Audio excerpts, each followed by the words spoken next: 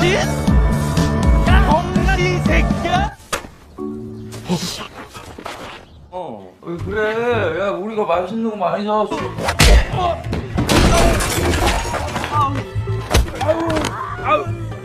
Halo guys, kembali lagi di channel Topeng Hitam Official guys ya. Bagaimana kabar kalian hari ini? Semoga kalian selalu sehat dan banyak rezeki ya guys. Kali ini kami akan menceritakan sebuah alur film berjudul Startup yang dirilis pada tahun 2019. Film ini dibintangi oleh Ma Dong-suk atau Don Lee. Film ini bercerita tentang bos gangster yang sekarang memilih untuk hidup tenang dan memilih hobi memasaknya, sehingga dia jadi seorang chef atau koki di sebuah restoran. Karena penampilannya yang culun saat jadi chef atau koki, Don Lee ini tuh sering diremehin sama orang-orang. Pada suatu hari ada sekelompok gangster yang berani berbuat keributan di wilayah kekuasaannya dan mengusik kehidupan Don Lee. Oke, tanpa basa-basi lagi, inilah alur cerita Startup selengkapnya guys ya. Di awal film kita bakal dikasih lihat dengan dua orang yang bernama Tae-il dan Sang-pil, dimana Tae-il baru saja membeli motor online yang ternyata kondisi motornya sudah tua alias bobrok. Saat mereka berdua mengelilingi kota dengan motor baru, tiba-tiba ada dua pengendara motor yang meledek mereka dan memecahkan spion Tae-il. Karena nggak terima, Tae-il dan Sang-pil langsung mengejar mereka.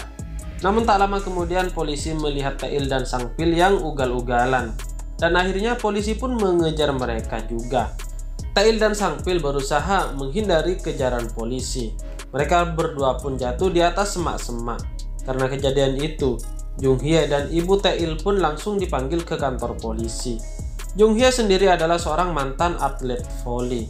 Jadi nggak heran kalau misal Jung-hye bisa menampol anaknya sampai terguling.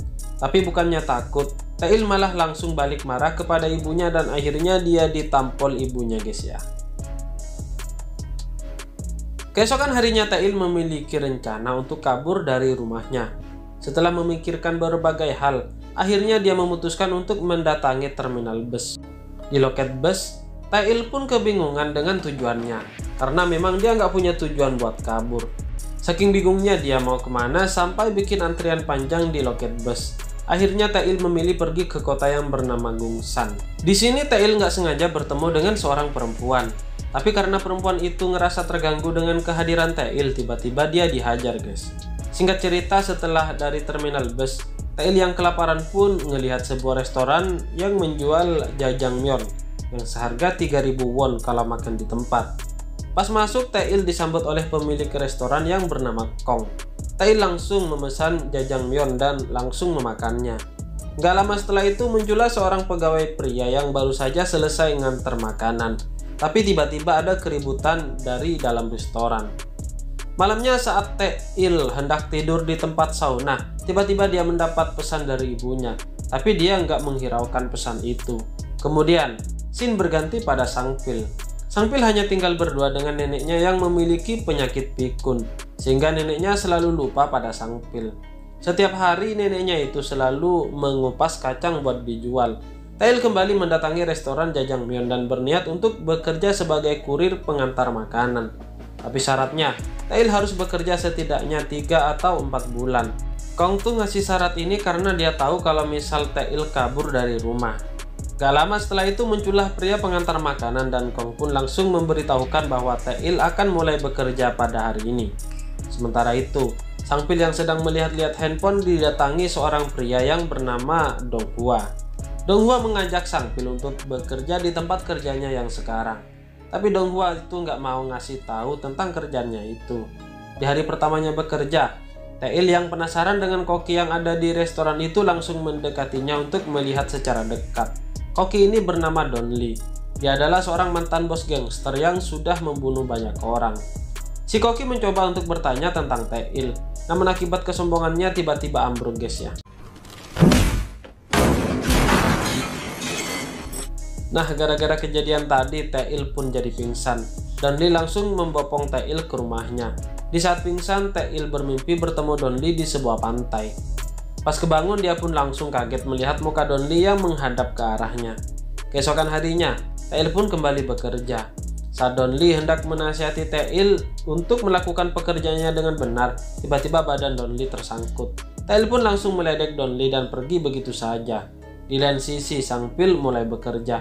Ternyata dia bekerja sebagai penagih hutang. Begitu tahu kerjaannya, Sang Pil pun mulai terlihat bingung. Dong Hua ngajak Sang Pil buat menyebarkan kartu perusahaan tempat peminjaman uang. Nah, di tengah perjalanan Sang Pil melihat ibu Tail yang sedang ngobrol sama wanita di pinggir jalan. Malam harinya pas mereka bertiga lagi makan, Donli bilang kalau Tail telah diusir oleh ibunya. Tail yang gak terima dengan omongan Donli, ia pun berniat untuk memarahi Donli. Namun ternyata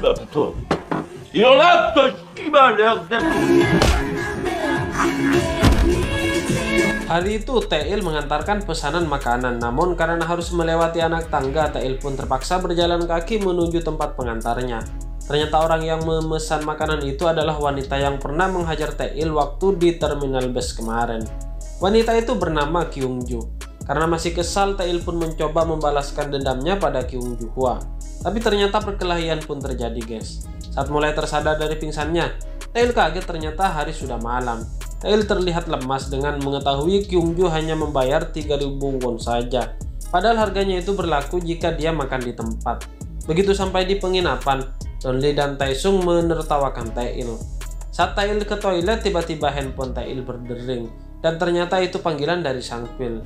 Setelah mendapat HP-nya, Sang Pil langsung ngasih tahu Tail tentang ibunya. Dia itu ngerasa ada yang aneh soal ibunya. Tapi rupanya Tail itu nggak mau dengerin dan langsung menutup teleponnya. Sementara itu Kyungju pulang ke kosan. Dia ngelihat ada dua orang pria lagi asik ngobrol sama teman-temannya. Ternyata Kyungju ini tinggal di kosan sama dengan dua teman perempuannya. Kyungju berniat buat ngusir para pria itu secara paksa. Tapi karena kalah, Kyungju pun memilih untuk melarikan diri. Dan di saat yang bersamaan, Tail yang sedang nongkrong bareng tiba-tiba dikagetin sama kemunculan Kyungju. Karena masih dendam, Tail pun memutuskan buat mengejarnya. Tapi saat tengah mengejarnya, Tail kembali dikagetkan oleh dua orang pria yang pernah mengejar dan berusaha memasukkan Kyungju ke sebuah mobil. Melihat perlakuan dua pria itu, Tail pun berniat untuk membantu Kyungju. Namun Tail yang nggak punya ilmu bela diri sangat mudah untuk dikalahkan. Saat Kyungju akan dimasukkan ke dalam mobil, tiba-tiba Taeson muncul untuk membantu mereka. Tapi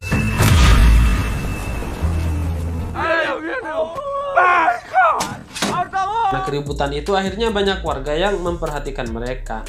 Karena takut, dua pria itu pun langsung memilih untuk meninggalkan mereka bertiga. Kyungju yang babak belur langsung dibawa ke dalam restoran. Namun beberapa saat setelah itu Kyungju memilih untuk pergi dari restoran. Dan saat Kyungju akan pergi, si Tail yang melihat Kyungju tidak bersepatu pun langsung memberikan sepatu miliknya. Keesokan harinya, Tail sangat kesal kepada Donli karena semalaman dia tidak turun untuk membantunya. Di tempat lain, diperlihatkan ibu Tail yang sedang berjualan di tempat baru. Ternyata ia membeli tempat itu pada seorang wanita yang ditemui di pinggir jalan kemarin. Suatu hari Tail mendatangi Kyungju buat ngasih jajangmyeon. Di sana Kyungju juga mengembalikan sepatunya dan berterima kasih karena telah menolongnya. Dan di malam harinya, saat-saat paling ditunggu-tunggu oleh mereka akhirnya datang. Hari itu adalah hari gajian mereka. Setelah gajian, Donli pun merayu Tail untuk mentraktir mereka semua. Saat Tail mabuk, lagi-lagi dia mencari masalah dengan Donli. Karena kesal, Donli pun langsung menamparnya. Scene kemudian berganti pada Sang Pil dan Dong Hua yang lagi ngejar pria yang meminjam uang di perusahaan tempat mereka bekerja. Saat dikejar, pria itu malah memilih untuk melompat dari lantai 2. Di sisi lain, ternyata Tail pulang ke rumahnya di Seoul. Karena ibunya nggak ada di rumah, Tail pun menemui Sang Pil. Sang Pil yang merasa kasihan kepada pekerjaan Tail mencoba membujuknya untuk bergabung di perusahaan tempat dia bekerja. Tapi Tail yang dengar itu malah nyuruh Sang Pil buat berhenti. Karena Tail sangat membenci pekerjaan sebagai penagih utang. Setelah berdebat dengan Sang Pil, Tail pun langsung mendatangi tempat ibunya jualan dan tentu saja di sini Tail pun hampir ditampol oleh ibunya sendiri. Tail memberitahu bahwa dia sekarang bekerja di sebuah restoran di Gunsan. Ibunya yang mendengar itu langsung menyuruhnya pulang dan segera melanjutkan sekolahnya. Tapi Tail itu tetap bersikeras buat terus menjalani kehidupannya yang sekarang.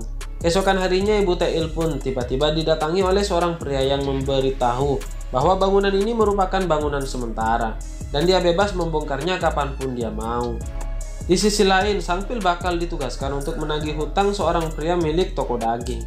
Awalnya Sang Pil itu berani banget buat menagih hutang pada pria pemilik toko, tapi nggak lama kemudian 개새끼야, 나 돈 안 풀었으니까. 형 봐봐.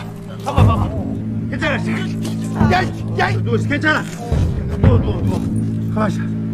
Sang Pil yang cedera sudah berada di dalam rumah sakit ditemani oleh Dong Hua. Scene berganti pada Tae-il yang sedang dipepet oleh sebuah mobil. Sampai-sampai Tae-il berjalan di trotoar dan menabrak plang rambu-rambu jalan. Singkat cerita, ternyata Kyungju juga sudah ikut bekerja di restoran ini.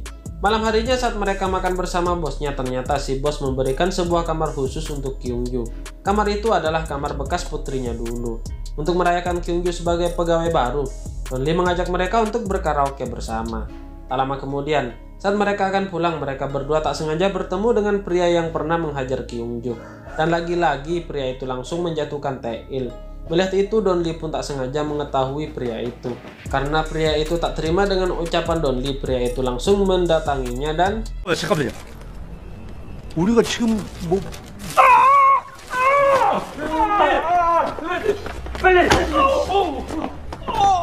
tiba-tiba Tae-il mendapatkan telepon dari Sang Pil. Dan setelah menceritakan semuanya, Sang Pil sangat kesal pun berniat untuk membunuh pria tukang daging itu.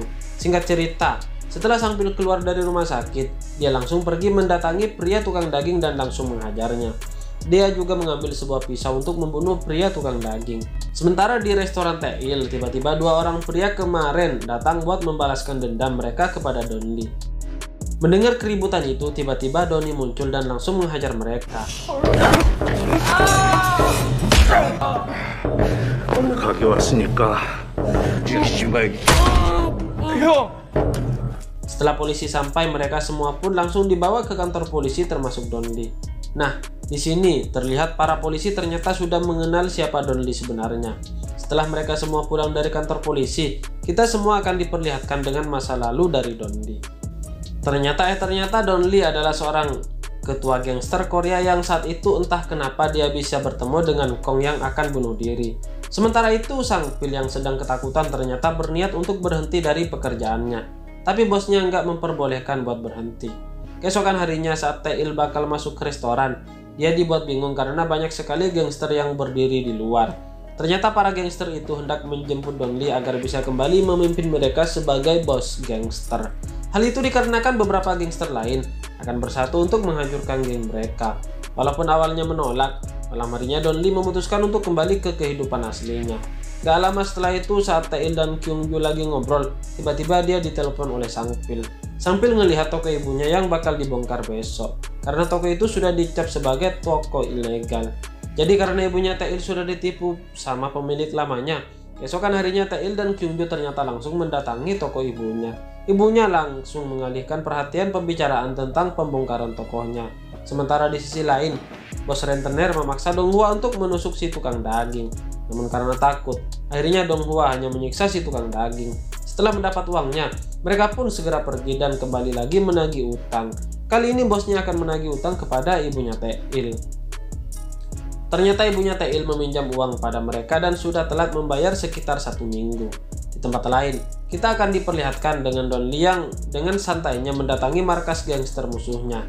Saat yang bersamaan, Tae-il menelpon Don Lee untuk meminta bantuan kepadanya.